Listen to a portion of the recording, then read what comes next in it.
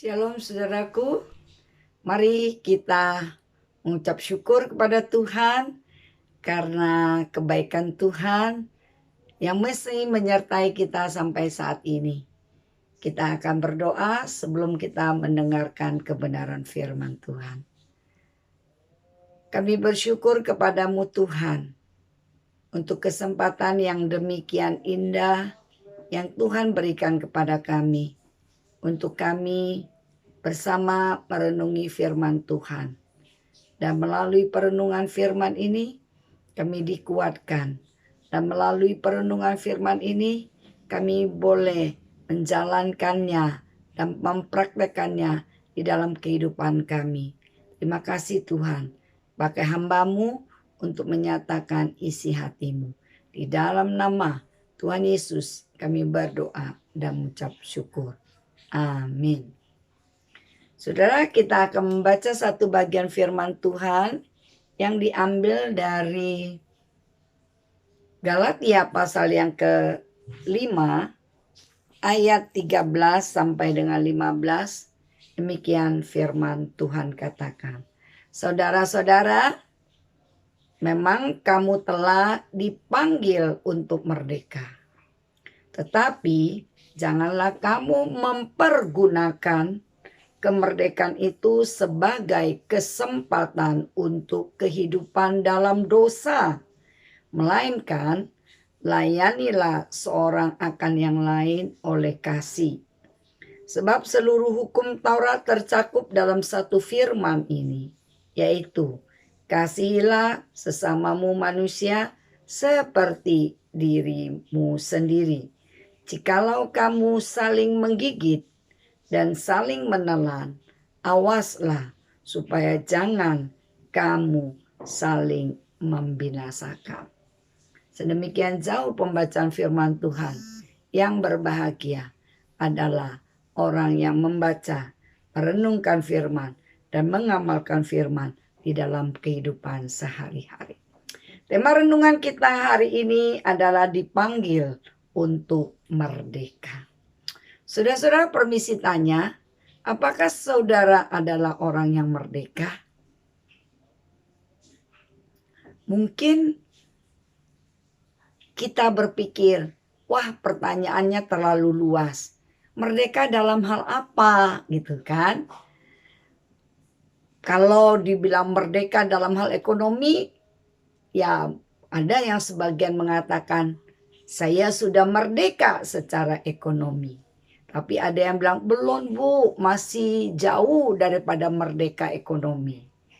Tapi yang menjadi pertanyaan saya pada saat ini bukan hal yang sifatnya materi.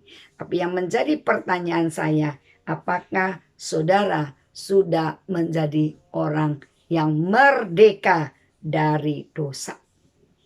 Saudara, pada waktu kita menerima Tuhan Yesus sebagai Tuhan dan Juru Selamat kita, maka pada waktu itu saudara dan saya dimerdekakan oleh Tuhan Yesus Kristus melalui pengorbanannya, ya, di mana Yesus di atas kayu salib mengalirkan darah, mati, menyucikan segala dosa kita.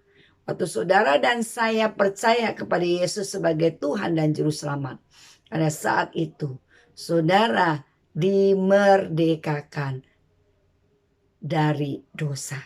Saudara tidak lagi menjadi budak dosa, tapi saudara adalah orang yang merdeka. Tapi yang menjadi pertanyaan yang perlu dijawab, apakah saudara secara faktanya betul-betul adalah orang yang merdeka? Apakah saudara sungguh-sungguh benci kepada dosa dan tidak mau kompromi dengan dosa? Jika kita masih kompromi dengan dosa, ya, kita masih mencintai dosa, maka berarti kita belum merdeka dari dosa. Saudara, waktu kita masih mencintai dosa, masih menyukai dosa, maka kita tidak bisa menjadi orang yang Tuhan perkenan. Karena Tuhan kita adalah kudus, Tuhan kita adalah suci, dan Dia mau anak-anak Tuhan yang sudah dimerdekakan, yang sudah ditebus oleh anak darah domba Allah, sudah seharusnya kita meninggalkan segala dosa. Baik dosa sekecil apapun, hendaklah kita tinggalkan. Ya, saudara boleh koreksi diri saudara. Apa sih yang menjadi hal yang masih tersimpan di dalam diri saudara? Dosa-dosa apa yang menguasai saudara? Mungkin dosa kesombongan, mungkin dosa akan pornografi, mungkin dosa akan kebohongan, atau dosa-dosa yang lain yang saya tidak ketahui, ya. Tetapi saudara, pada saat ini saya mengajak saudara untuk mengkoreksi diri, ya. Apa dosa yang terselip? Mungkin dengki, ya, mungkin masih menyimpan dendam terhadap orang-orang yang menyakiti saudara atau yang membuat saudara susah dan saudara belum bisa memberikan pengampunan. Saudara, kita ketika tahu berbuat baik tetapi tidak melakukan, itu sudah dosa. Kita tahu bahwa doa Bapa kami mengajarkan kepada kita untuk kita memberikan pengampunan kepada orang lain. Seperti Tuhan yang sudah mengampuni, maka kita juga harus mengampuni. Kita tahu hal ini, namun kita tidak mempraktekkan di dalam kehidupan kita, itu juga sudah dosa. Saudaraku yang kasih di dalam Tuhan, dosa membuat kita tambah jauh daripada Tuhan. Dosa membuat kita tidak suka bersekutu dengan Tuhan. Dosa membuat kita tidak suka bersekutu dengan anak-anak Tuhan yang lain. Karena apa? Karena kita takut dosa kita itu ketahuan. Kita tak mau ditegur. Kita tak mau orang yang berada di dalam satu komunitas mengingatkan kita akan kesalahan kita. Kita tidak siap untuk diingatkan. Sehingga biasanya orang yang masih berkanjang di dalam dosa, dia akan menjauhi diri dari persekutuan. Agar apa? Agar orang tidak menegurnya. Agar orang tidak mengetahuinya. Tetapi saudara, sadarkah kita bahwa ada satu pribadi yang sangat tahu akan keberadaan kita. Tidak ada dosa yang sekecil apapun yang Tuhan tidak tahu. Tidak ada dosa yang dapat disembunyikan di hadapannya.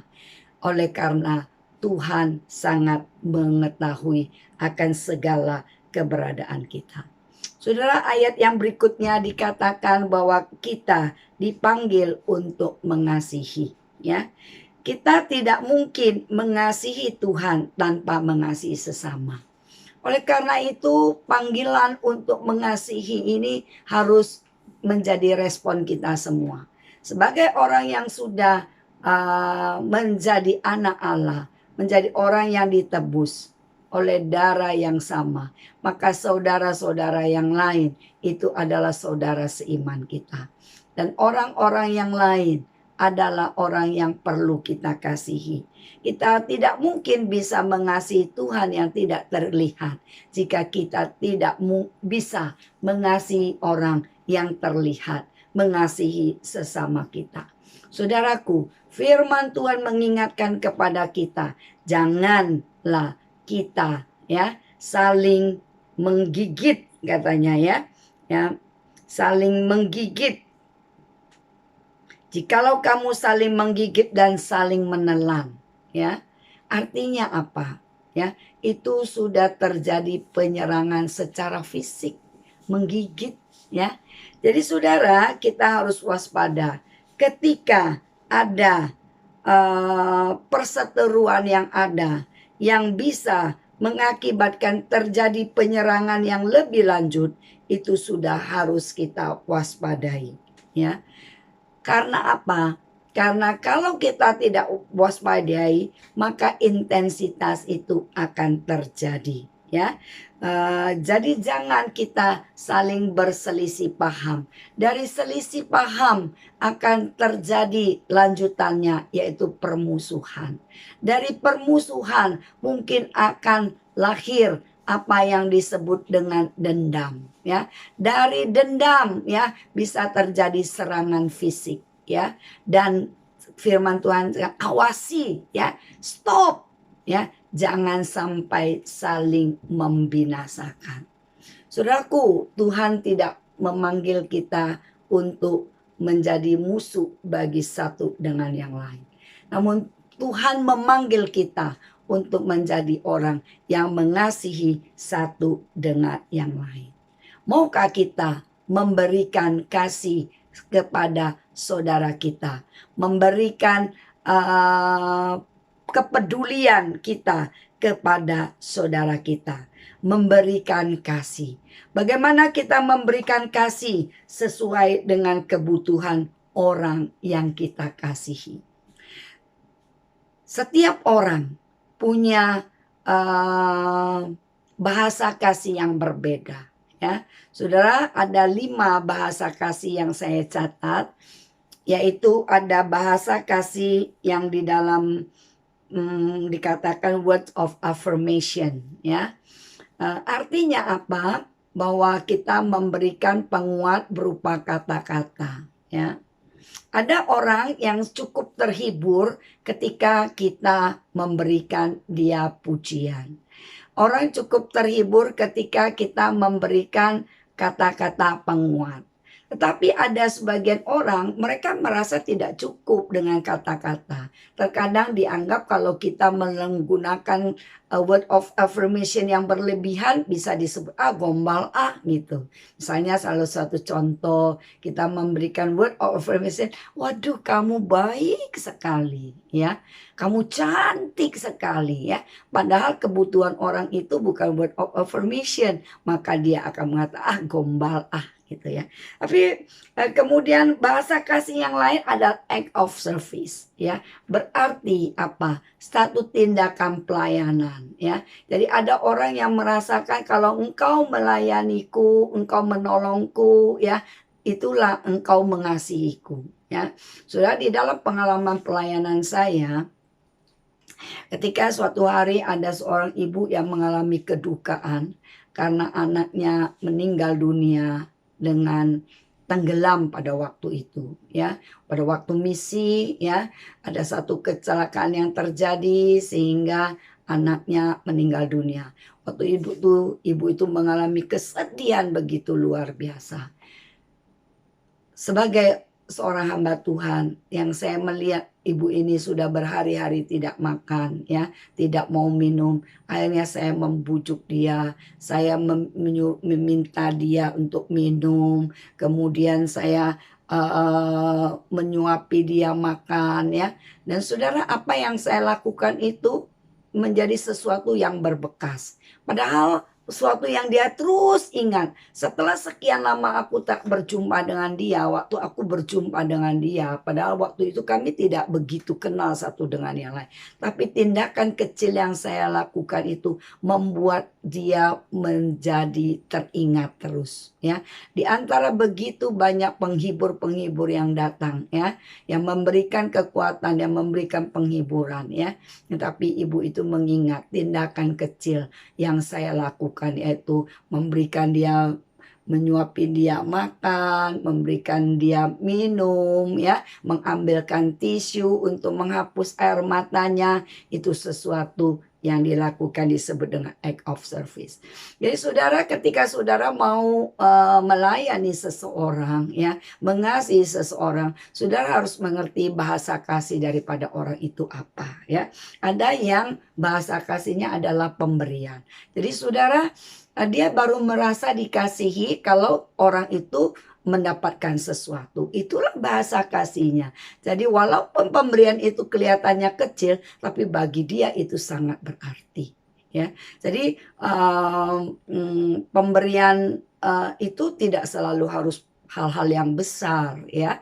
Pemberian itu terkadang kita baru memberikan sepotong kue saja, kalau bahasa kasihnya adalah give, itu membuat sesuatu yang bisa membuat dia teringat-ingat ya. Jadi saudara, kemudian ada orang yang bahasa kasihnya adalah quality time. Jadi ketika kita memberikan waktu, kita memberikan pendampingan, dan itu sangat memberikan kekuatan kepadanya. Atau dengan physical touch ya. Tentu physical touch ini nggak bisa sembarangan kita lakukan. Physical touch ini harus ya wanita dengan wanita, laki-laki dengan laki-laki. Jadi tidak boleh sembarangan kita memberikan physical touch ya, itu bahaya sekali ya. Jadi saudaraku, waktu kita menyatakan kasih, memberikan kasih kepada orang lain, kita harus sesuaikan dengan bahasa kasih daripada orang tersebut, sehingga baru match. Di setiap sikon akan berbeda ya. Ketika orang betul-betul di dalam kedukaan ya, dia mungkin memerlukan words of affirmation atau act of service ya, atau quality time. Di kesempatan yang lain mungkin akan terjadi perbedaan. Mungkin dia lebih senang dengan quality time ya. Jadi saudaraku, mari kita memahami ya. Dengan kita memahami akan bahasa kasih daripada orang yang mau kita kasih, itu akan menjadi sesuatu yang sangat efektif dan sangat berkesan. Jadi apa yang dibutuhkan oleh orang tersebut, itu yang kita berikan. Ketika orang itu memang butuh kata-kata penguat ya, berikanlah kata-kata penguat ya. Jangan memberikan berupa pemberian materi, karena bukan itu yang dibutuhkan. Tapi ketika orang itu memang membutuhkan materi ya, berupa sesuatu benda ya, berikanlah itu, karena itu adalah kebutuhannya. Ketika orang itu membutuhkan pelayanan kita ya, servis kita ya, bantulah dia dengan sebisanya kita, karena itu yang dibutuhkan. Jadi saudaraku, apa yang kita lakukan ya, melalui saluran kasih yang kita berikan kepada saudara seiman kita, ataupun orang-orang yang lain yang di sekitar kita, sekalipun kecil bagi orang-orang tertentu mungkin itu tak punya nilai, tapi bagi orang yang sangat-sangat memerlukan ya pertolongan kita atau kasih yang kita nyatakan, itu menjadi sangat berarti dan menjadi saluran berkat untuk orang lain. Saudara dan saya diberkati untuk boleh memberkati. Jangan menahan berkat yang Tuhan berikan kepada kita hanya untuk kepentingan pribadi kita dan keluarga kita. Tapi maukah kita menyalurkan berkat yang Tuhan sudah berikan kepada kita? Berkat itu tidak selalu materi, tapi berkat itu bisa berupa hal-hal yang lain yang bukan bersifat materi ya. Jadi saudara, apa yang bukan bersifat materi ya, kita menyatakan kasih ya melalui pemberian waktu, melalui pemberian pelayanan, melalui pemberian perhatian, melalui kata-kata penguat yang kita berikan, itu semua adalah kasih yang kita sampaikan kepada seseorang. Saudara, waktu kita mempraktikkan ini semua, maka kita menjadi saluran berkat yang boleh mempermuliakan nama Tuhan. Bagaimana kita bisa mengasihi Tuhan yang tidak terlihat secara fisikal ya, jika kita tidak mampu mengasihi saudara-saudara kita, sesama kita manusia yang terlihat secara fisikal. Tentu apa yang firman Tuhan katakan, kasihilah Tuhanmu ya, kemudian kasihilah sesamamu. Mari kita praktekkan sebagai mana kita adalah orang yang sudah merdeka dari dosa, kita menghasilkan buah-buah yang sesuai dengan pertobatan kita, yang sesuai dengan apa yang Tuhan rindukan. Tuhan kita adalah kasih, maka Tuhan merindukan agar anak-anaknya, kita semua adalah orang-orang yang dapat menyalurkan kasih Allah kepada sesama kita. Mari kita berdoa.